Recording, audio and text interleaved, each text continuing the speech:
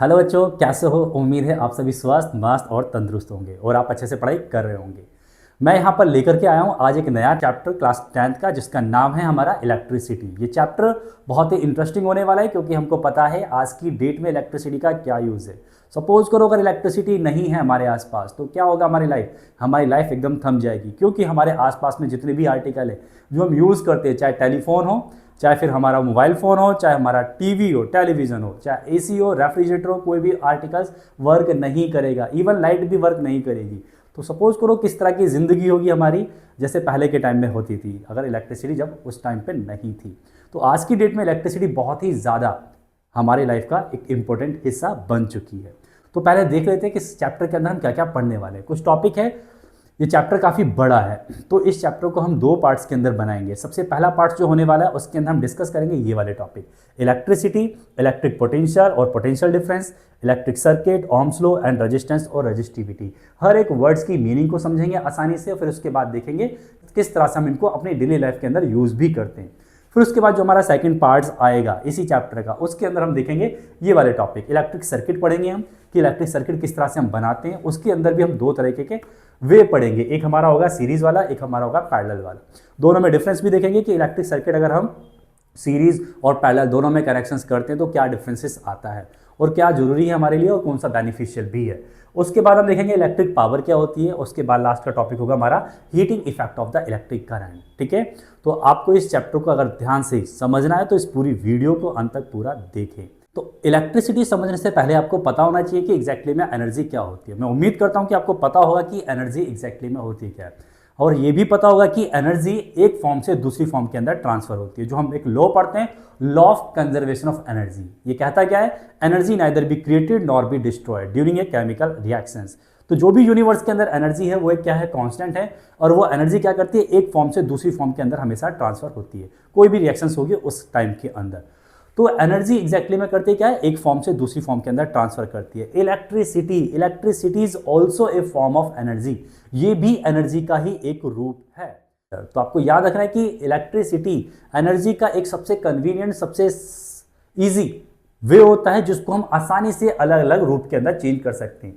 Electrical energy को हम heat energy के अंदर भी ट्रांसफर कर सकते हैं। हम हीटर ले सकते हैं, आयरन लेते हैं, ठीक है, सारे के सारे आर्टिकल्स क्या, गीजर हो गया, वो भी क्या कर रहा है? हीट एनर्जी के अंदर कन्वर्ट कर रहा है। लाइट एनर्जी के अंदर जैसे एलईडी हो गया या फिर हमारा ट्यूबलाइट हो गई, ये सारे के सारे क्या करेंगे? इलेक्ट्रिकल एनर्जी को लाइट एनर्जी के अंदर कन्वर्ट कर देंगे। इसी तरह से लाइट एनर्जी को हम इजी साउंड एनर्जी के अंदर भी कन्वर्ट कर सकते हैं, जैसे स्पीकर हो गया, टेलीविजन हो गया, उसके अंदर भी यही फंक्शन होता है। इलेक्ट्रिकल एनर्जी को हम मैकेनिकल एनर्जी के अंदर भी इजीली कन्वर्ट कर रहे हैं, जिसको हम बोल देते हैं काइनेटिक एनर्जी। बस मूव कर रही है, बस आजकल क्या करती है, वो भी इलेक्ट्रिसिटी से रन करती है, तो वहां पर भी क्या हो रहा है? इलेक्ट्रिसिटी उसको कन्वर्ट कर रही है मैकेनिकल एनर्जी के अंदर। केमिकल एनर्जी के अंदर भी हम इसको कन्वर्ट कर सकते हैं, जैसे हम पढ़ते हैं इलेक्ट्रोलाइसिस के अंदर, अगर किसी केमिकल्स के अंदर हम इलेक्ट्रिसिटी पास करें तो वहां पर केमिकल रिएक्शंस होगी।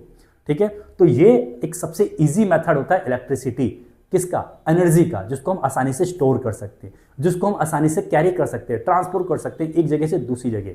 ठीक, तो इसीलिए हम इलेक्ट्रिसिटी के बारे में यहाँ पर पढ़ने वाले हैं। अगर सपोज करो एक स्टेट से मुझे दूसरे स्टेट में कोई एनर्जी को ट्रांसफर करना है, तो ये सारी जितनी भी एनर्जी हैं, इनमें सबसे आसान मेथड होता है हमारा इलेक्ट्रिसिटी वाला, जिसको मैं आसानी से एक जगह से दूसरी जगह ट्रांसपोर्ट कर सकता हूँ। समझ में आ गया? देखा होगा बड़े बड़े खंभे लगे होते हैं गांव के अंदर भी, शहर के अंदर भी, जहां पर क्या होता है? हाई वोल्टेज इलेक्ट्रिसिटी ट्रांसफर होती है एक प्लेस से दूसरी प्लेस के अंदर, बट बाकी की जो फॉर्म है वो हम इतनी आसानी से उसको ट्रैवल या ट्रांसपोर्ट नहीं कर सकते। इसीलिए हम इलेक्ट्रिसिटी का सबसे ज़्यादा यूज़ करते हैं, क्योंकि ये हमारे लिए बहुत ज़्यादा बेनिफिशियल होती है। तो इलेक्ट्रिसिटी एग्जैक्टली में है क्या, इसको समझने से पहले आपको एक वर्ड समझना होगा, जिसको हम बोल देते हैं चार्ज। तो इलेक्ट्रिसिटी को समझने से पहले हम क्या समझते हैं? चार्ज क्या होता है। अगर हमें पता लग गया कि एग्जैक्टली में चार्ज है क्या, तो हमें पता लग जाएगा कि इलेक्ट्रिसिटी की मीनिंग एक्चुअली में होती क्या है। चार्ज को समझने से पहले हम एक छोटी एक्टिविटी को रिकॉल करते हैं, जो जनरली हम 6 या 7 क्लास के अंदर हमने करी होगी, सीखी होगी। हम एक कॉम्ब लेते हैं और उसको अपने बालों के अंदर रब करते हैं 10-12 टाइम्स, तो होगा क्या कि वो कॉम्ब होगा, उसके ऊपर एक चार्ज जनरेट हो जाता है।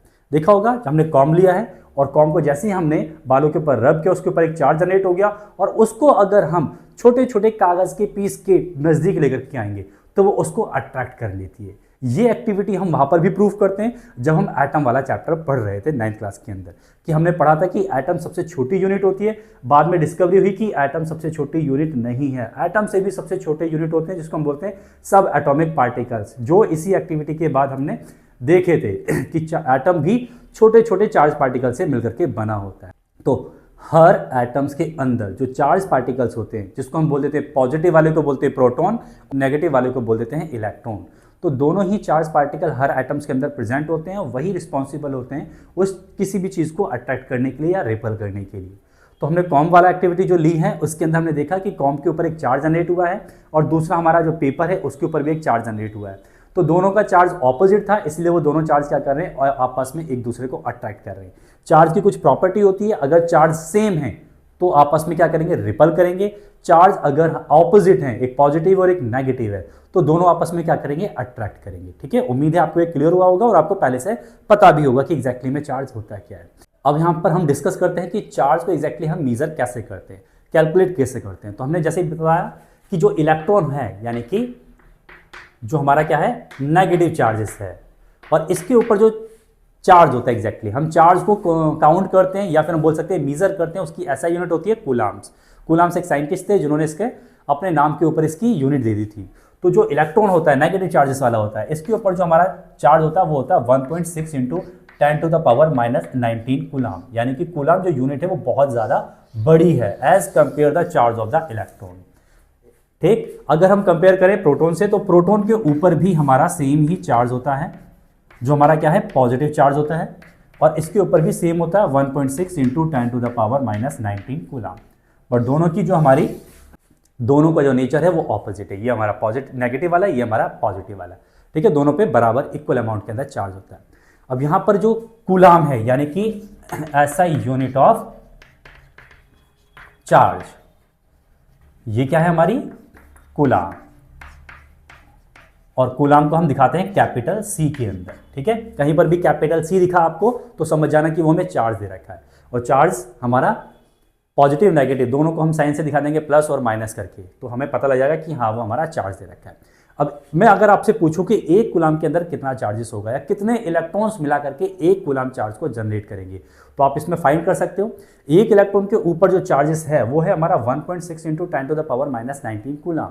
तो अगर मैंने आपसे पूछा कि एग्जैक्टली में 1 कूलाम के अंदर कितने नंबर ऑफ इलेक्ट्रॉन का चार्जेस होगा, तो आप क्या करोगे, यहाँ पर एक इलेक्ट्रॉन पे जो चार्जेस है वो लिखोगे और टोटल नंबर ऑफ इलेक्ट्रॉन जो भी हमारे होंगे n, अगर हम उनकी मल्टीप्लाई करें टोटल इलेक्ट्रॉन्स और एक इलेक्ट्रॉन का चार्जेस दोनों का मल्टीप्लाई अगर हमारा 1 आ रहा है, तो हमें फाइंड आउट क्या करना है, हमें फाइंड करना है कि कितने नंबर ऑफ इलेक्ट्रॉन मिला करके एक कूलाम चार्ज को बनाते हैं। तो कितने इलेक्ट्रॉन्स मिला करके, कितने इलेक्ट्रॉन्स को मिलाएंगे, मल्टीप्लाई करेंगे उसको किससे, एक कूलाम के ऊपर, एक इलेक्ट्रॉन के ऊपर जितना भी चार्जेस है, तो हमारा कितना आएगा 1 कूलाम। तो यहाँ से हम n की वैल्यू निकाल सकते हैं, 1 कूलाम अपॉन में 1 इलेक्ट्रॉन का चार्ज कितना है 1.6 इंटू 10⁻⁻19 इक्वल टू n, यानी कि जो भी हम नंबर फाइंड आउट कर रहे हैं, ये वैल्यू आ गई 1.6, ऊपर जाएगा तो यहाँ रहेगा 16 है, यहाँ 10 हो जाएगा, इसको सॉल्व आउट करोगे फटाफट से, देखो 16 10 पे पावर -19 ऊपर आ गया, प्लस का आ गया, और ये हमारा आ गया नंबर। 10 को इससे डिवाइड करोगे, ये रहेगा कितना 16 6 जा 96, 100 में से 96 जाए 4 2 0.62 समथिंग 10⁻19 नंबर ऑफ इलेक्ट्रॉन। इतने सारे इलेक्ट्रॉन्स का जब हम चार्ज कलेक्ट करते हैं, इतने सारे इलेक्ट्रॉन्स का चार्ज हम जब देखते हैं साथ में, तब वो हमारा होता है 1 कूलाम के बराबर। ठीक है, तो ये वैल्यू कई बार पूछ ली जाती है पेपर के अंदर कि एग्जैक्टली में 1 कूलाम होता है क्या है, कितने इलेक्ट्रॉन्स का चार्जेस कंबाइन करके 1 इलेक्ट्रॉन होगा, तो आप इजीली इसको फाइंड आउट कर सकते हैं। ठीक है, अब हम देखते हैं ऐसे कौन से मटेरियल्स हैं जो इन चार्जेस को आसानी से पास कर देते हैं और कौन से ऐसे मटेरियल्स हैं जो इन चार्जेस को पास नहीं कर पाते। जनरली जब हम इनको क्लासीफाई करते हैं मटेरियल्स को, तो 2 ही ग्रुप आते हैं, एक हमारा आता है कंडक्टर, एक आता है हमारा इंसुलेटर। जनरली ये 6, 7, 8 में भी हम पढ़ते हैं कि कंडक्टर क्या होते हैं, जो इलेक्ट्रिसिटी को पास कर देते हैं, और इंसुलेटर क्या होते हैं, जो इलेक्ट्रिसिटी को पास नहीं करते। कंडक्टर में क्या आते हैं, सारे के सारे metal, all metals are conductors. हमने पढ़ा है जितने भी सिल्वर, गोल्ड, जितने भी हमारे मेटल्स हैं, चाहे वो कॉपर हो, जिंक हो, सबके अंदर इलेक्ट्रिसिटी पास होती है आसानी से। उसके पीछे रीजन क्या आता है, इलेक्ट्रिसिटी कैन फ्लो। उसके पीछे रीजन क्या आता है, क्योंकि they have a free electron present. इनके पास फ्री इलेक्ट्रॉन प्रेजेंट होते हैं। इलेक्ट्रॉन क्या है? चार्जेस है। जब कोई एक चार्जेस आएगा जिसके पास पहले से फ्री इलेक्ट्रॉन है तो क्या करेगा? वो एक्स्ट्रा तो नहीं रखेगा, जितना चार्जेस आएगा वो उतने ही चार्जेस दूसरे में ट्रांसफर कर देगा। जैसे मैं छोटा सा एग्जांपल लेता हूं, सपोज करो मैंने लिया सोडियम का, ठीक। अब आपको पता होगा सोडियम का एटॉमिक नंबर कितना होता है? 11 होता है। और जब हम इसकी वैलेंसी देखते हैं तो पहले में 2, सेकंड में 8 और थर्ड शेल के अंदर आता है 1 इलेक्ट्रॉन, यही होता है।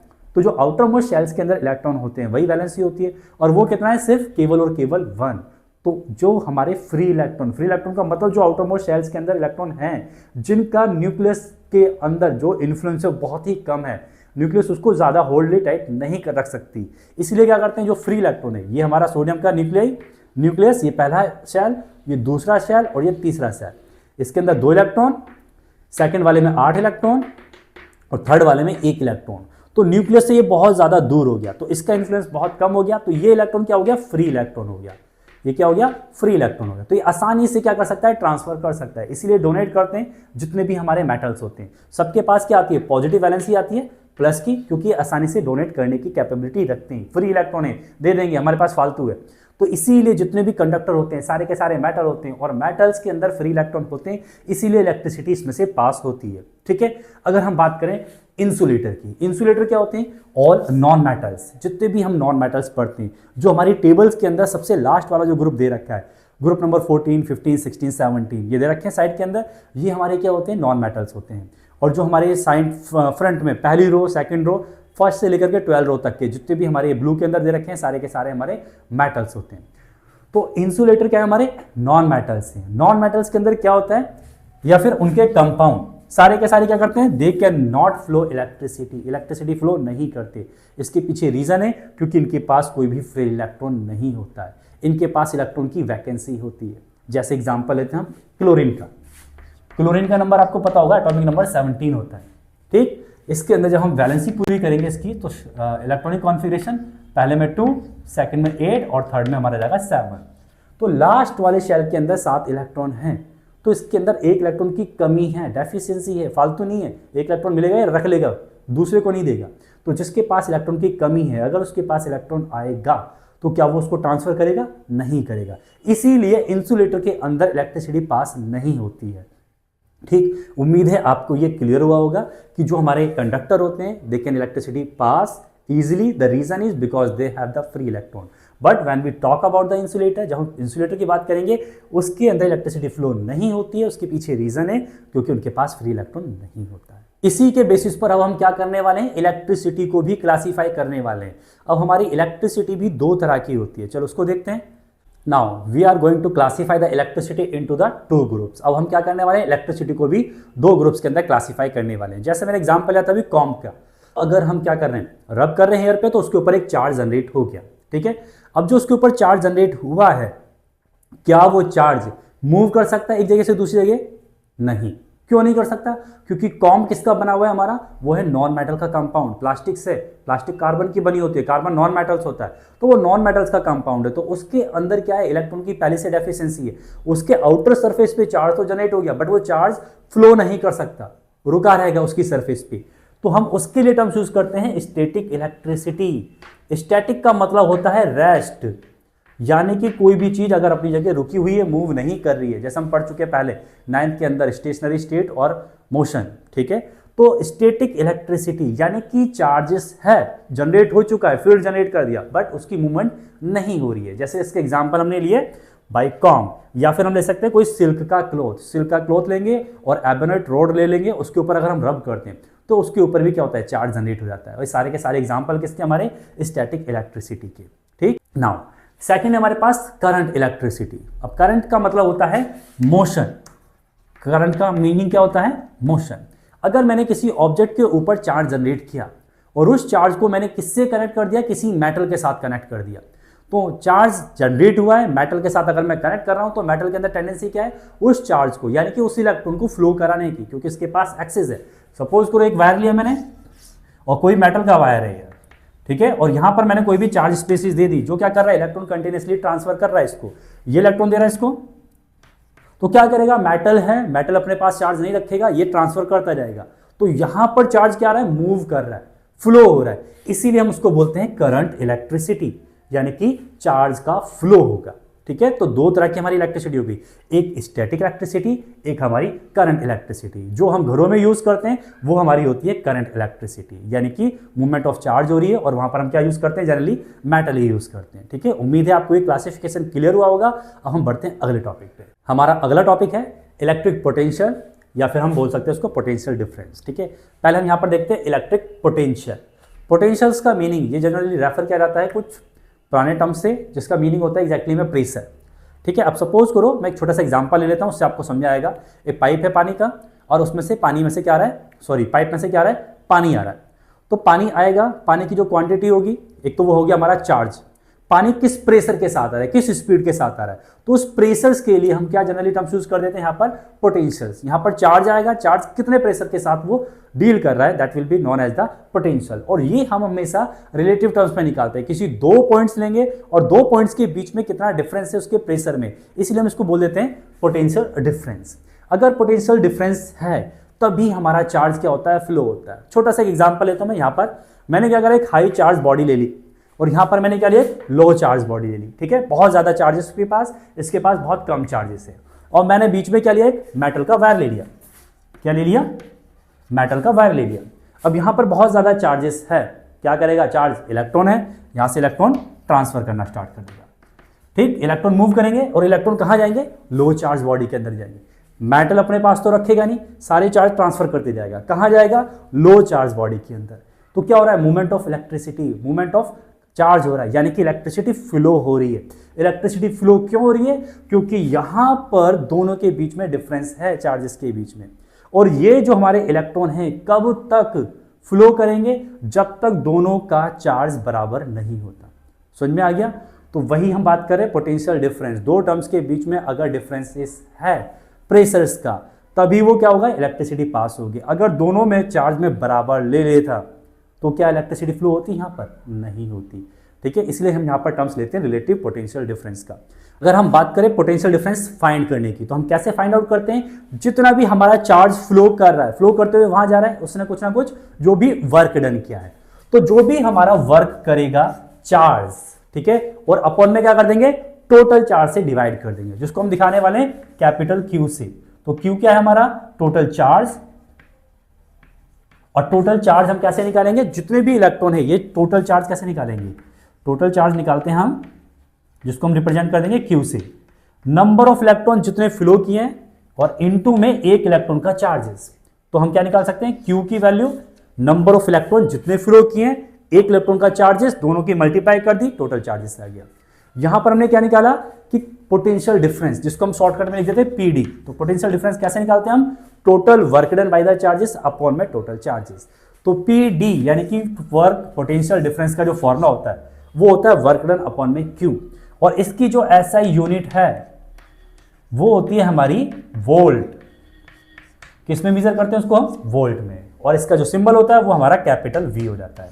ठीक है, तो आपको याद रखना है potential difference generally find in the terms of capital V. Volt इसकी यूनिट होती है, इसको वोल्टेज भी जनरली बोल देते हैं नॉर्मल भाषा के अंदर, पोटेंशियल डिफरेंस भी। और कैसे फाइंड करेंगे, जितना भी चार्ज ने वर्क डन किया है अपॉन में total charge, that we will find out the potential difference. Okay, so now we move on the next topic. अगला टॉपिक है हमारा इलेक्ट्रिक करंट।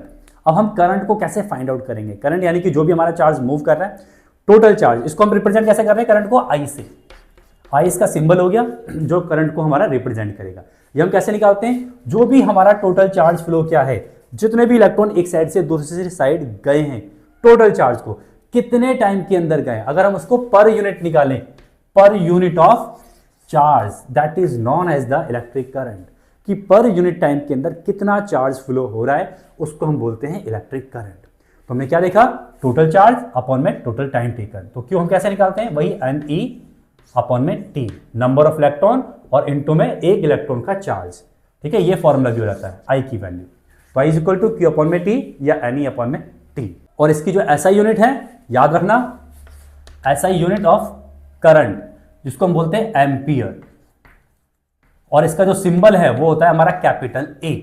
ठीक है, अभी हम जब न्यूमेरिकल करेंगे तो उसके अंदर हम देखेंगे कि करंट हम कैसे फाइंड आउट करेंगे, वोल्टेज हम कैसे फाइंड आउट करेंगे, और जो हम टोटल चार्ज है कैसे फाइंड आउट करेंगे। तो आपको याद रखना है I is the symbol of electric current, ऐसा यूनिट एम्पियर। दूसरी ऐसा यूनिट क्या हो सकती है इसकी, अगर मैं पूछूं आई की हमारे पास एम्पियर थी, क्यू हमारा किस में होता है, कूलाम में होता है, ऊपर कूलाम अपॉन में टाइम हमारा सेकंड में होता है। तो हम इसको जब सॉल्व करेंगे तो कूलाम पर सेकंड भी हमारी करंट की यूनिट होती है। ठीक है, जैसे मैंने यहां लिखा I is equal to a, ampere unit हो गई, कूलाम किसकी हो गई, क्यू की यूनिट हो गई, और अपॉन में टाइम यानी कि सेकंड। जब मैंने यूनिट को डिवाइड किया यूनिट से तो निकल करके आएगा कूलाम पर सेकंड। तो coulomb per second is also equal to the ampere. तो ये भी हमारा एम्पियर के बराबर ही है। ठीक है, चलो हम एक न्यूमेरिकल लेते हैं छोटा सा, उसके बाद आपको क्लियर हो जाएगा। चलो ये सवाल देख लेते हैं। An electric bulb draws a current of the 0.25 ampere.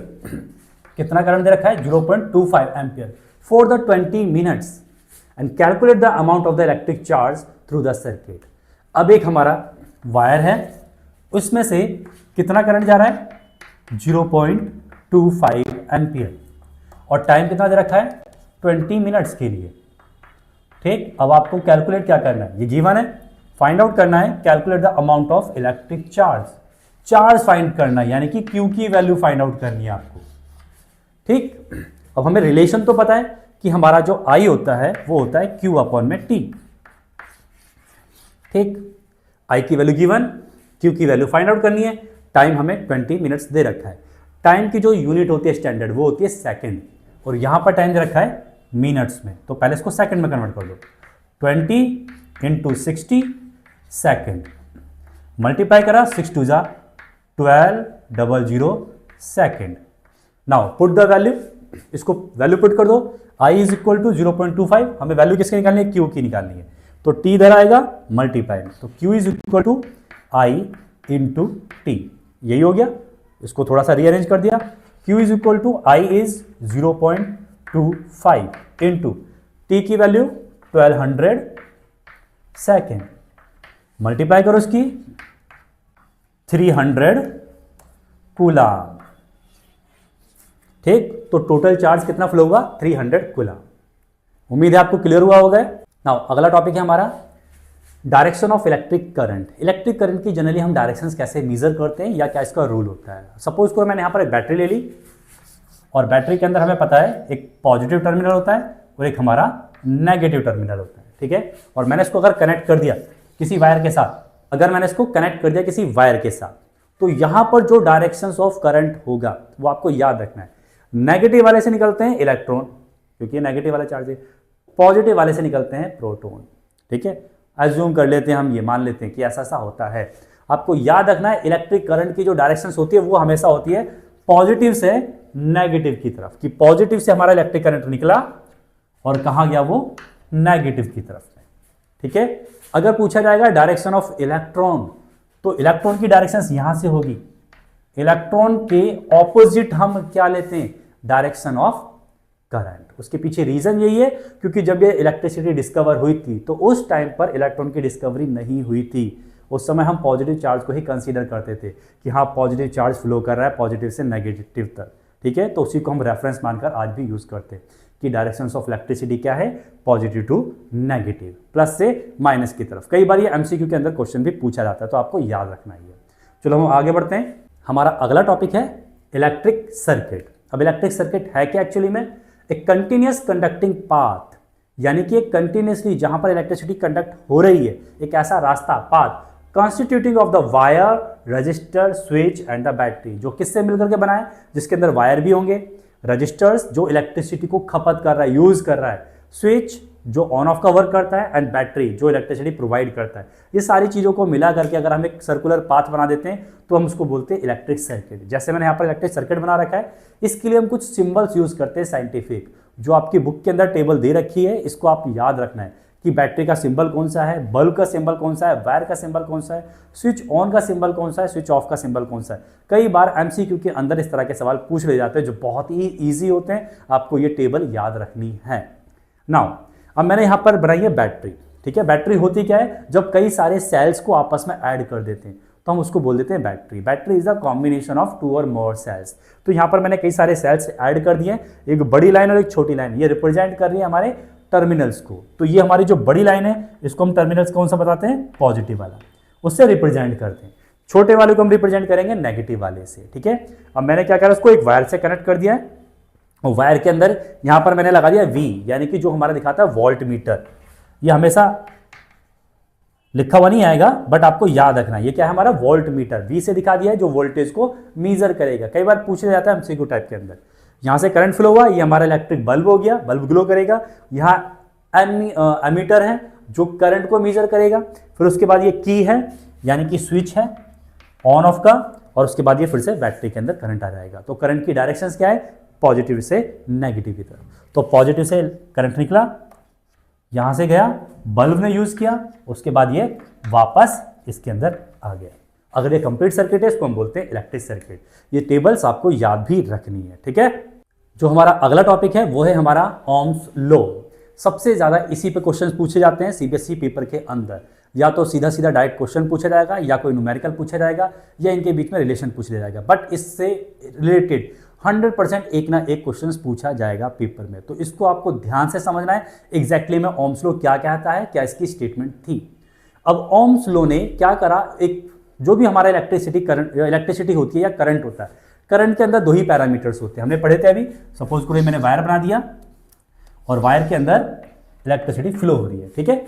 अब इसके अंदर दो ही चीज हमने पढ़ी है, एक पढ़ा हमने करंट और दूसरा हमने पढ़ा है पोटेंशियल डिफरेंस।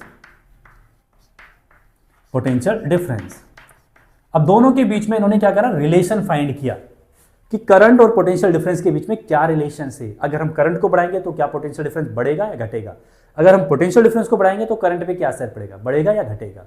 अब इसका सिंपल सा रीजन है, सपोज करो यहां पर अभी हम करंट पोटेंशियल डिफरेंस की बात नहीं कर रहे, सपोज करो ये पानी का पाइप है और इसमें से वाटर फ्लो कर रहा है, ठीक है। क्या फ्लो कर रहा है, वाटर फ्लो कर रहा है। वाटर की जो क्वांटिटी है वो एज्यूम कर लो वो है करंट मान लो, ठीक। और वाटर किसी ना किसी प्रेशर के साथ फ्लो कर रहा होगा, पाइप है, ठीक। अगर मैंने प्रेशर बढ़ा दिया तो पानी की क्वांटिटी क्या बढ़ेगी या घटेगी, पानी की क्वांटिटी भी बढ़ेगी। जितना ज्यादा मैं प्रेशर बढ़ाऊंगा उतना ही ज्यादा पानी रिलीज होगा। सेम टू सेम यहां पर भी है, अगर मैं पोटेंशियल डिफरेंस बढ़ाता जाऊंगा, प्रेशर अप्लाई करता जा रहा हूं ज्यादा तो करंट भी उतना ही बढ़ेगा। अगर मैं करंट बढ़ाऊंगा तो पोटेंशियल डिफरेंस बढ़ेगा। तो दोनों का रिलेशंस क्या फाइंड किया कि दोनों के दोनों एक दूसरे के डायरेक्टली प्रोपोर्शनल होते हैं। तो हम इसको बोल सकते हैं कि जो V है पोटेंशियल डिफरेंस, ये डायरेक्टली प्रोपोर्शनल है I के। ये भी बोल सकते हैं कि I हमारा डायरेक्टली प्रोपोर्शनल है V के, ठीक। ये याद रहेगा आपको। तो यही मेन स्टेटमेंट थी ओम्स लॉ की। ओम्स लॉ ने क्या कहा, at constant temperature the current flowing through a conductor is directly proportional to the potential difference. तो I is directly proportional to V या V is directly proportional to I, ये इन्होंने बोला। Now at constant temperature यहां लिखा हुआ है, इसका मीनिंग क्या हुआ कि अगर हम टेम्परेचर्स को फ्लक्चुएट करते हैं, चेंज करते हैं, टेम्परेचर चेंज करने पर पोटेंशियल डिफरेंस की वैल्यू चेंज हो सकती है, करंट की वैल्यू भी चेंज हो सकती है। इसीलिए हम टेम्परेचर को कांस्टेंट मान के चल रहे हैं, ठीक है। अभी हम बाद में इसका पढ़ेंगे डिस्कशन कि टेम्परेचर बढ़ाते हैं तो क्या पोटेंशियल डिफरेंस पे असर पड़ेगा, टेम्परेचर घटाते तो क्या असर पड़ेगा, वो हम बाद में डिस्कस करते हैं। अभी हम यहाँ पर देख लेते हैं कि पोटेंशियल डिफरेंस का जो रिलेशन आया V directly proportional to I। जैसे हम ये प्रोपोर्शनलिटी कांस्टेंट जिसको हम ये बनाया, ये इन्फिनिटी की तरह साइन जो दिख रहा है, अगर हम इसको हटाएंगे तो यहां पर हम एक कांस्टेंट टर्म्स यूज करते हैं और उस कांस्टेंट टर्म्स का नाम होता है R। ये है हमारा कांस्टेंट टर्म्स और इनटू में I, ठीक। ये जो हमने कांस्टेंट टर्म्स यूज किया है इसको हम बोलते हैं रेजिस्टेंस। इसको हमने क्या नाम दिया, रेजिस्टेंस। अब ये रेजिस्टेंस किस पर डिपेंड करता है, जो हमने यहां पर कांस्टेंट लिखा है। तो V इक्वल टू होता क्या, पहले फॉर्मूला लिख लो यहां पर, V इक्वल टू IR या RI, मैंने लिख दिया V इक्वल टू IR। तो ये फॉर्मूला किसका है, हमारा ओम्स लॉ का, ठीक, ओम्स लॉ का। हमें पता है V हमारा पोटेंशियल डिफरेंस, I हमारा करंट, और एक जो थर्ड सिंबल यूज किया मैंने यहां पर R, ये है हमारा रेजिस्टेंस। अब ये रेजिस्टेंस हमारा किस पर डिपेंड करेगा, किस पर निर्भर करता है, ये आपको याद रखना है कि जो भी करंट है किस मटेरियल्स के वायर से फ्लो हो रहा है, यानी कि नेचर ऑफ मटेरियल्स। तो इसका पहला फैक्टर याद रखना, नेचर ऑफ मटेरियल। इसका मतलब क्या हुआ कि अगर हमारा इलेक्ट्रिसिटी किसी लोहे के तार से इलेक्ट्रिसिटी पास हो रही है तो उसका रेजिस्टेंस अलग होगा। अगर वही इलेक्ट्रिसिटी कॉपर के वायर से फ्लो हो रही है तो उसका रेजिस्टेंस अलग होगा। अगर वही इलेक्ट्रिसिटी किसी गोल्ड के या सिल्वर के वायर से क्या हो रही है, फ्लो हो रही है, तो उसका रेजिस्टेंस अलग होगा। तो वो रेजिस्टेंस क्या होता है, सब डिपेंड करेगा उस किस मटेरियल से वो फ्लो हो रहा है। सेकंड जो फैक्टर होता है वो होता है जो भी हमने वायर लिया है उसकी लेंथ ज़्यादा है या कम है। अगर वायर ज़्यादा हुआ तो रेजिस्टेंस ज़्यादा होगा, ये आपको रिलेशंस याद रखना है। अगर कम है तो कम होगा। ठीक है, अभी हम इसके बारे में पढ़ेंगे, रिलेशंस पढ़ते हैं। थर्ड होता है हमारा area of cross section. Area of cross section का मतलब हो गया कि अगर हमने वायर मोटा लिया है, थिक लिया है, जैसे वायर है और वायर का सामने से हम देख रहे हैं area of cross section. Wire अगर मोटा है तो रेजिस्टेंस का क्या असर पड़ेगा, वायर अगर हमारा थिन है तो क्या रेजिस्टेंस का असर पड़ेगा, वही हम डिस्कस करते हैं। चलो इसको सॉल्व करने से पहले हम तो इसका एक ग्राफ देख लेते हैं कि ओम्स लॉ का ग्राफ एग्जैक्टली में कहना क्या चाहता है। और उससे पहले हम एक और देख लेंगे कि अगर हम V और I का रिलेशन देखें। अब सपोज करो ये हमारा ओम्स लॉ का रिलेशन है, V equal to I R. ठीक है, R अभी हम मान के चल रहे कि कांस्टेंट है, एक फिक्स टेम्परेचर ले लिया, हम उसकी बात कर रहे हैं, अभी R की बात नहीं कर रहे, केवल I और V की बात कर रहे हैं। अब सपोज करो पहली कंडीशन है V यानी कि वोल्टेज, वोल्टेज को अगर मैंने डबल कर दिया तो I पर क्या असर पड़ेगा, करंट पर क्या प्रभाव पड़ेगा। अगर मैं यहां पर 2V कर देता हूं, R हमारा कांस्टेंट है यानी कि वैल्यू फिक्स है, R की वैल्यू मान लो 1 रख दी मैंने। ठीक है, अब मैंने V को क्या कर दिया, 2V कर दिया, तो I पर क्या प्रभाव पड़ेगा, I भी डबल होगा, तभी तो बैलेंस होगी इक्वेशंस, तो I भी डबल होगा, I will also double, twice हो जाएगा। अगर मैंने V को आधा करा है, V क्या कर दिया मैंने, हाफ कर दिया, V की वैल्यू आधी कर दी, अभी 10 थी, अब मैंने इसको 5 कर दिया। ठीक है, R कांस्टेंट है तो अभी फिक्स कर दिया इसको, तो I पर क्या प्रभाव पड़ेगा, I भी हमारा हाफ होगा। तो ये रिलेशंस याद रखना कि अगर हम ओम्स लॉ के अंदर V को डबल करेंगे तो I भी डबल होगा, V को हाफ करेंगे तो I भी हाफ होगा। ये MCQ के अंदर 101% एक सवाल आपको मिलेगा ही मिलेगा, या हो सकता है कि कुछ ये केस बेस्ड स्टडी के अंदर मिल जाए। ये रिलेशन पूछे जाते हैं फ्लक्चुएशंस करते हुए कि इसको अगर हम डबल कर दे तो क्या होगा, इसको अगर हाफ कर दे तो क्या होगा। आई थिंक ये आपको क्लियर हो गया होगा। अब हम इसका एक ग्राफ बना करके देखते हैं V और I का। यहाँ पर मैं V लिख देता हूँ और यहाँ पर मैं I लिख देता हूँ। ठीक है, I यहाँ भी लिख सकते हैं, V यहाँ भी लिख सकते हैं। अब यहाँ पर क्या है, at constant temperature, at constant temperature. ठीक है, तो मैंने क्या देखा, अगर मैं V की वैल्यू डबल कर रहा हूँ तो I की वैल्यू भी डबल हो रही है। V की वैल्यू में 4 टाइम्स कर दूंगा तो I की वैल्यू भी 4 टाइम्स हो रही है। अगर मैं V की वैल्यू 10 टाइम्स कर दूंगा तो I की वैल्यू भी 10 टाइम्स हो रही है।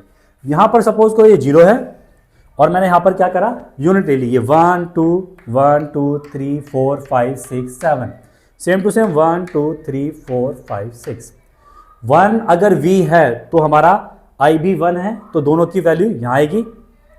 इसी तरह से 2 2 रखा तो यहां आएगा और 3 3 रखेंगे तो यहां आएगा। इसका मतलब क्या है, वैल्यू V और I की अगर दोनों की बराबर ही आएगी, जितने टाइम्स मल्टीप्लाई करते रहेंगे, तो ये जो ग्राफ जा रहा है सीधा, ये ग्राफ कैसे जाएगा, एकदम स्ट्रेट जाएगा, जितना I की तरफ है उतना ही V की तरफ होगा। एक तरह से बोल सकते हैं 45 डिग्री एंगल पर ये लाई करेगा।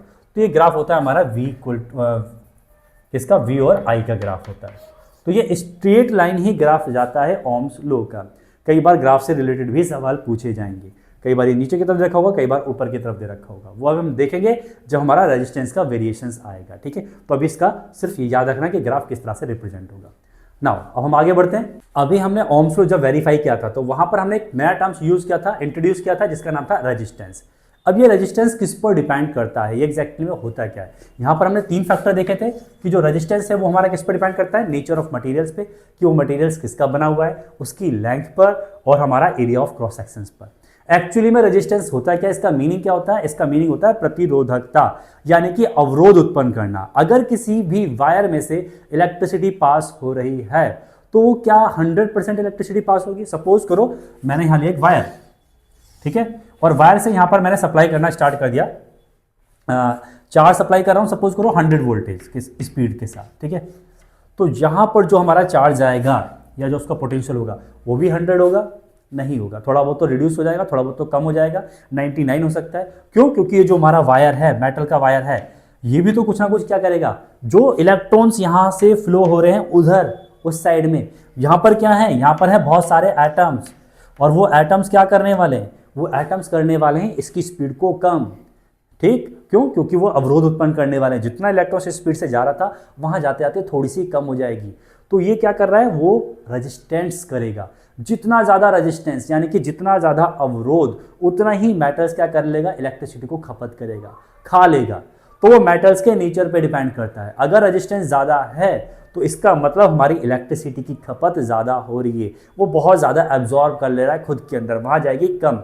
और कुछ ऐसे होते हैं जो इस रेजिस्टेंस को बहुत कम रखते हैं, कुछ ऐसे मेटल्स भी होते हैं जिसके एग्जाम्पल पूछा जाता है, आपको पूछा जाएगा बेस्ट क्या बोलते हैं, कंडक्टर, जो आसानी से इलेक्ट्रिसिटी को कंडक्ट कर देते हैं, तो वो होता है हमारा सिल्वर या फिर कॉपर। ठीक है, दोनों, सिल्वर हमारा बेस्ट होता है, बाद में हमारा कॉपर होता है, जिसमें से इलेक्ट्रिसिटी की खपत सबसे कम होती है। अगर मैंने 100 किया है तो सपोज करो 90 या 98, 99 या 98 के समथिंग पहुंच जाएगा। ये मैं एग्जांपल दे रहा हूँ, एक्चुअली में डाटा नहीं है ये। ठीक है, तो अगर हम कोई ले, दूसरा आयरन ले ले, जिंक ले लें, तो उसमें हो सकता है ज़्यादा ही खपत होगी, हो सकता है 90 पहुँचे, 80 पहुँचे। तो सबसे ज़्यादा रेजिस्टेंस हमारा दूसरे मटेरियल शो करते हैं, बट कॉपर और हमारा सिल्वर, इनके अंदर सबसे कम रेजिस्टेंस होता है। सबसे कम रेजिस्टेंस होगा तो कंडक्टेंस सबसे ज़्यादा होगा। दो ही चीज़ें होती हैं, यहाँ पर दो वर्ड यूज़ कर रहे हैं, एक रेजिस्टेंस यूज़ कर देते हैं और एक हम यूज़ कर देते हैं कंडक्टेंस। ये भी है नहीं टर्म्स में, बट आपको याद रखना है कंडक्ट करने की एबिलिटी, जो आसानी से कंडक्टिविटी पास करेगा। इलेक्ट्रिसिटी सारी की सारी फ्लो हो रही है तो उसका कंडक्टेंस ज़्यादा, रेजिस्टेंस कम। जो बहुत ज़्यादा अवरोध उत्पन्न कर रहा है, इलेक्ट्रिसिटी को कम पास करने दे रहा है, तो उसका रेजिस्टेंस ज़्यादा, कंडक्टेंस कम। तो एक दूसरे के ये दोनों इनवर्स होते हैं। ठीक है, नाउ तो यहां पर हमने देखा कि आर क्या है, हमारा रेजिस्टेंस है जो इलेक्ट्रिसिटी को क्या कर रहा है, अवरोध कर रहा है, उसको फ्लो नहीं करने दे रहा है। तो सबसे पहला था नेचर ऑफ मटेरियल्स, कि किस मटेरियल्स का बना हुआ है उस पर डिपेंड करेगा। कॉमन एग्जांपल अभी मैंने लिया, silver is the best conductor, उसमें से आसानी से इलेक्ट्रिसिटी पास होगी। और लोहा, ये जो है आयरन होता है, आयरन के अंदर हमारी इलेक्ट्रिसिटी कम पास होती है, उसमें कंडक्टर रेजिस्टेंस ज्यादा होता है। सेकंड है लेंथ। लेंथ पे कैसे निर्भर करता है, अगर हमारा वायर बड़ा है तो रेजिस्टेंस ज़्यादा होगा, ज़्यादा एटम्स उसको पास, जो हमारा चार्जेस है उसको ज़्यादा एटम्स पार करने पड़ेंगे, क्रॉस करने पड़ेंगे, रेजिस्टेंस ज़्यादा क्रिएट हो जाएगा। तो लेंथ पर भी हमने क्या देखा कि ज़्यादा रेजिस्टेंस बढ़ेगा अगर लेंथ बढ़ती है तो। ठीक, थर्ड है हमारा area of cross sections. Area of cross sections का मतलब होता है ये जो हमारा एरिया है। अब सपोज करो एक मैंने नैरो गली ली है, पतली सी गली है, और उसमें मैंने 100 लोगों को दौड़ा दिया। ठीक है, और एक बहुत चौड़ी गली है जिसमें से 100 लोग आसानी से दौड़ रहे हैं। तो दोनों में अगर हम कंपेयर करेंगे तो जो पतली वाली गली है उसमें भगदड़ ज़्यादा होगी, पतली सी गली है भीड़ भाड़ ज़्यादा होगी, उनकी स्पीड कम हो जाएगी। एक बड़ी गली है जिसके अंदर आसानी से लोग दौड़े जा रहे हैं क्योंकि उनको स्पेस मिल गया पूरा। तो इसी तरह से अगर हमारा क्रॉस सेक्शन एरिया बढ़ता है तो इलेक्ट्रॉन को स्पेस ज़्यादा मिलता है, वो आसानी से दौड़ जाते हैं। तो एरिया अगर बढ़ेगा तो रेजिस्टेंस कम हो जाता है, अगर हमारा एरिया कम होगा तो रेजिस्टेंस बढ़ जाएगा। ये आपको तीनों रिलेशन याद रखने। तो यही 3 रिलेशन है हमारे, यहां पर देखते हैं। सबसे पहला हमारा है नंबर 1, हमारा सेकंड है क्या है, लेंथ। मैंने क्या यहां पर लेंथ, तो हमारा जो आर है यानी कि रेजिस्टेंस, वो डायरेक्टली प्रोपोर्शनल किसके हैं, लेंथ के। लेंथ के क्यों है, लेंथ बढ़ेगी रेजिस्टेंस बढ़ेगा, लेंथ कम होगी रेजिस्टेंस कम होगा। ये हो गई हमारी पहली इक्वेशन। सेकंड इक्वेशन, जो हमारा रेजिस्टेंस है वो इनवर्सली प्रोपोर्शनल है एरिया के। ठीक है, एरिया बढ़ेगा स्पेस ज्यादा मिलेगा, फ्लो ज्यादा होगा, रेजिस्टेंस कम हो जाएगा। एरिया कम हुआ रेजिस्टेंस ज्यादा होगा। तो एरिया और रेजिस्टेंस दोनों क्या है, इनवर्सली प्रोपोर्शनल। इसको हमने लगा दिया इनवर्स के अंदर। ये हमारी सेकंड इक्वेशन। अब मैंने क्या करा, दोनों इक्वेशंस को कॉमन ले लिया, तो हमारा आर हो गया डायरेक्टली प्रोपोर्शनल्स एल के हैं, इनवर्सली प्रोपोर्शनल्स ए के है। ठीक, अब जैसे ही हम यहां पर इनवर्सली प्रोपोर्शनल्स का साइन हटाएंगे तो यहां पर क्या आएगा, एक नया कांस्टेंट आएगा, और जो नया कांस्टेंट आएगा वो होता है हमारा आर इक्वल टू, इसको दिखाते हैं इस सिंबल से जिसको बोलते हैं रोहो, RHO, ये इसका प्रोनाउंसिएशन है रोहो, और हमारा रहेगा L अपॉन में A। ठीक, तो R इज इक्वल टू रोहो, मैं इसका नाम ऊपर लिख देता हूं, L अपॉन में A। ये जो नया कांस्टेंट आया है ये फैक्टर हमारा दिखाएगा नेचर ऑफ मटेरियल्स पे, क्योंकि रेजिस्टेंस इस पर भी डिपेंड कर रहा है। अभी तक हमने इसकी बात नहीं की थी नेचर ऑफ मटेरियल्स की, तो नेचर ऑफ मटेरियल्स क्या आ गया, वो आ गया रोहो। तो कौन सा मटेरियल्स हम यूज कर रहे हैं, उसकी क्या कंडक्टिविटी है या क्या रेजिस्टिविटी है, वो हमारा डिफाइन करेगा रेजिस्टेंस का नया टर्म्स जिसको हम बोलते हैं रोहो, और इसको हम नाम देंगे रेजिस्टिविटी। क्या नाम देंगे इसको, रेजिस्टिविटी। तो रजिस्टिविटी क्या होती है, ये डिपेंड करती है नेचर ऑफ मटेरियल्स पर। हर मटेरियल्स की अलग अलग रजिस्टिविटी होती है। लोहे के मटेरियल्स की अलग होगी, कॉपर की अलग होगी, सिल्वर की अलग होगी, गोल्ड की अलग होगी। ठीक है, उम्मीद है आपको ये रिलेशंस क्लियर हो गया। अब ये जो रिलेशन निकल करके आया है इस पर न्यूमेरिकल 101% आएगा। R is equal to rho L upon में ए। ठीक है, याद करने का शॉर्टकट तरीका R equal to rho L upon A, rho L upon A. अगर हम इसकी एसआई यूनिट की बात करें तो एसआई यूनिट क्या निकल करके आएगी रो की, तो यहां पर हम इसको रीअरेंज करेंगे। रो इज इक्वल टू ए इधर आ जाएगा मल्टीप्लाई में, R A अपॉन में एल इसके डिवाइड में रहेगा। ठीक, R यानी कि रेजिस्टेंस, इसकी यूनिट क्या होती है ओम। ए एरिया क्या होता है इसका पाई आर स्क्वायर, तो पाई आर स्क्वायर होता है हमारा, ये क्या है हमारा पाई आर स्क्वायर। और आर क्या है हमारा सेंटीमीटर में होता है या मीटर में मान लेते हैं, तो मीटर पर स्क्वायर रहेगा। पाई हमारा कांस्टेंट है तो हम लिख देंगे यहाँ पर meter square. Area R square, R radius है, डिस्टेंस है, तो डिस्टेंस हमारा मीटर स्क्वायर में। लेंथ भी हमारी मीटर में आएगी, मीटर से मीटर कैंसिल आउट हो गया तो आंसर आएगा ओम मीटर। आपको ये याद रखना है कि हमने पढ़ा था गुड कंडक्टर जो सबसे बेस्ट कंडक्टर होते हैं वो हमारा होता है सिल्वर, कॉपर और एल्युमिनियम। गुड कंडक्टर है तो इनका रेजिस्टेंस सबसे कम होगा। बात करें हाई रेजिस्टेंस की, तो हाई रेजिस्टेंस अगर हम कंपेयर करें मेटल्स का और अलॉय का, तो अलॉय का रेजिस्टेंस सबसे ज़्यादा होता है एज कंपेयर द मेटल्स। जैसे सबसे ज़्यादा हमारा रेजिस्टेंस होता है निक्रोम का या मैंगनीन का या फिर टंगस्टन्स, वो तो मेटल होता है। तो यहाँ पर याद रखना कि हाई रेजिस्टेंस हमारा किसका है निक्रोम का। निक्रोम क्या है हमारा अलॉय है, कई सारे मेटल्स को ऐड करते हैं, इसका रेजिस्टेंस सबसे ज़्यादा हाई होता है। देखा होगा आयरन के अंदर प्रेस जो हम घरों में यूज़ करते हैं तो उसके अंदर हाई रेजिस्टेंस वायर यूज़ किया जाता है। ठीक है, वो क्या करता है इलेक्ट्रिसिटी को सारी की सारी हीट के अंदर कन्वर्ट कर देता है। इसी तरह से जैसे गीज़र होता है उसमें भी निक्रोम वायर यूज़ किया जाता है। ठीक, तो जितने भी हमारे अप्लायंसेस हैं जो हम यूज़ कर रहे हैं इलेक्ट्रिकल एनर्जी को हीट एनर्जी के अंदर कन्वर्ट करने के लिए, तो वहाँ पर जनरली हम निक्रोम यूज़ ही करते हैं। ठीक है, क्योंकि इसकी रेजिस्टिविटी या बोल सकते उसका रेजिस्टेंस सबसे ज़्यादा होता है। कुछ कंडीशन देख लेते हैं जो इसी से रिलेटेड है हमारे R equal to rho L upon A, जो जनरली पेपर में 1 या 2 नंबर के सवाल पूछ ले जाते हैं। अब इसी फॉर्मूले को देखते हुए कुछ कंडीशंस हम यहाँ पर करेंगे, चेंज करेंगे। ठीक है, और ये पेपर में 101% पूछा गया है और पूछा जाएगा कि अगर हम पहली condition if we increase length, हम क्या कर दें 12 कर दें। लेंथ को मैंने क्या कर दिया, वायर है अभी इतना था, अब मैंने इसको डबल कर दिया। ठीक है, वायर की लेंथ इतनी थी अब डबल कर दी मैंने, तो रेजिस्टेंस पर क्या प्रभाव पड़ेगा, रेजिस्टेंस क्या होगा, डबल होगा, आधा होगा, सिंगल होगा, क्या होगा। तो यहां पर फॉर्मूला देखो, रेजिस्टेंस पर क्या प्रभाव पड़ेगा। बाकी सारी चीजें कांस्टेंट माननी है, जिसके अंदर वेरिएशन सारा है केवल वही अप्लाई करना है। तो फॉर्मूला हमारा ये है, रेजिस्टेंस देख लेते हैं, रो भी सेम रहेगी, एल हमने क्या कर दी 2L कर दी, और ए भी हमारा सेम रहेगा। तो जब हम यहाँ पर देखेंगे दोनों को कंपेयर करेंगे तो L को हमने जब डबल किया है तो हमारा R भी क्या हो जाएगा डबल हो जाएगा। तो अगर हम लेंथ को डबल करते हैं तो रेजिस्टेंस भी डबल होगा। ठीक, लेंथ को आधा करेंगे तो भी लेंथ R हमारा क्या हो जाएगा आधा हो जाएगा। अब हम आते हैं एरिया पे। अब सपोज करो ये है एरिया। ठीक, अब एरिया क्या करा मैंने यहाँ पर, जो हमारे इसकी मोटाई थी, थिकनेस थी, रेडियस को मैंने क्या कर दिया डबल कर दिया। ठीक, अब आपसे सवाल पूछा गया कि मैंने एक वायर लिया और उसकी जो रेडियस है या उसकी थिकनेस है वो मैंने डबल कर दी। थिकनेस का मतलब हम यहाँ पर डायमीटर की बात कर रहे हैं, डायमीटर डबल तो रेडियस भी डबल। अगर मैंने वायर की थिकनेस डबल कर दी, रेडियस डबल कर दी, तो रेजिस्टेंस बढ़ेगा घटेगा, कितने टाइम्स बढ़ेगा, ये सवाल पूछा गया है पिछले साल का पेपर। जब हम पेपर डिस्कस करेंगे तो वहाँ पर देखना जरा। तो अब मैंने क्या करा यहाँ पर, अब मैंने करा R को क्या कर दिया डबल कर दिया, और एरिया क्या होता है हमारा पाई आर स्क्वायर। अब यहाँ पर देखो रिलेशंस के अंदर रेजिस्टेंस के साथ में एरिया का रिलेशन है, ए और आर का, कैपिटल आर का, स्मॉल वाली रेडियस का रिलेशन नहीं है। तो हम क्या करेंगे, इसको हम पहले ए में देखेंगे। जब मैंने यहाँ पर क्या करा आर को डबल कर दिया तो यहाँ पर क्या आएगा पाई 2R का स्क्वायर, और ये कितना हो जाएगा पाई 4R स्क्वायर, यानी कि 4 टाइम्स बढ़ गए, 4 पाई आर स्क्वायर। ठीक, एरिया कितना हो गया यहाँ पर 4 पाई आर स्क्वायर। नाउ अब यहाँ पर देखो आर की वैल्यू पे क्या असर पड़ेगा, आर रो एल अपॉन में ए। अब ए क्या होता है हमारा, ए होता है पाई आर स्क्वायर, बन कितना गया ये 4 पाई आर स्क्वायर, तो पाई आर स्क्वायर की जगह मैं ए लिख दूंगा, यहाँ पर 4a, तो यानी कि एरिया के अंदर कितना चेंजेस आया, 4 गुना चेंजेस आया।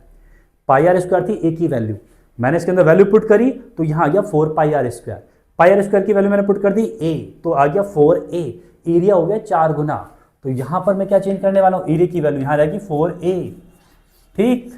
यहाँ पर अगर मैंने 4a लगा दिया तो फॉर्मूला था r equal to rho L upon A, बन गया ये। अब इसके बीच में जब कंपैरिजन करोगे तो ये वाला r और ये वाले r में कितना डिफरेंस आ रहा है, 1/4 का। कितना डिफरेंस आ रहा है, 1/4 का। तो 1/4 रेजिस्टेंस हो जाएगा किसका, अगर हम एरिया डबल करते हैं कितना होगा 1/4।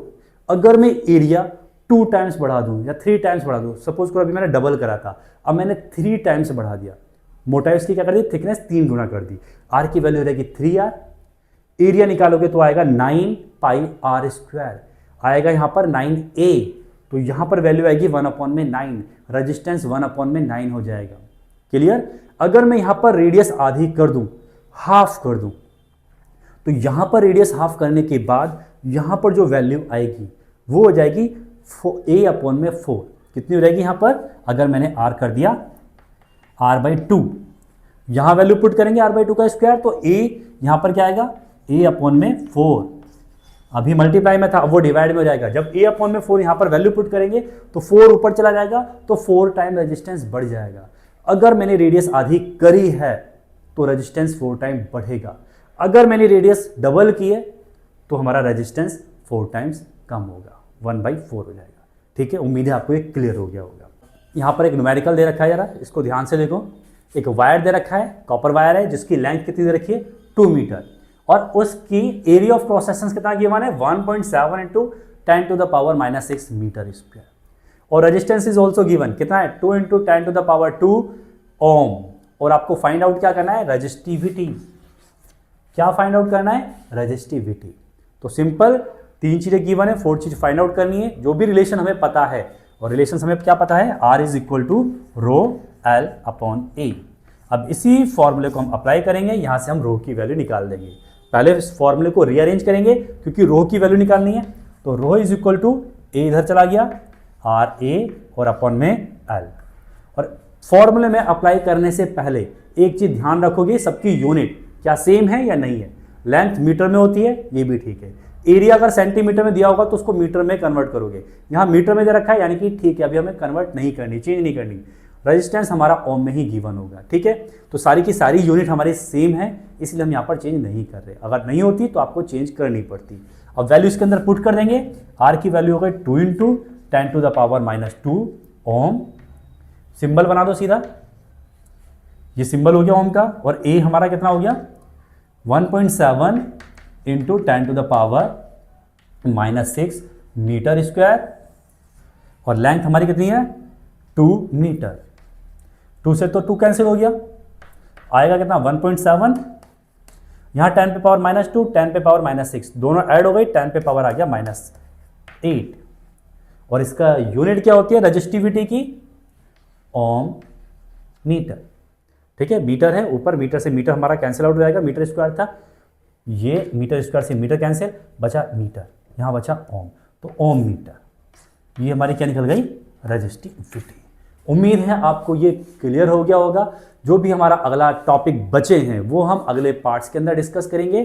ठीक है, अगर आपको कोई भी डाउट आ रहा है किसी भी इस चैप्टर के अंदर कोई भी टॉपिक है जो आपको समझ में नहीं आया हो, तो आप हम लोग को कमेंट सेक्शंस के अंदर लिख सकते हो। कोई इंप्रूवमेंट होगा वो भी आप लिख सकते हो। ठीक है, सो थैंक यू बच्चों फॉर वॉचिंग दिस वीडियो।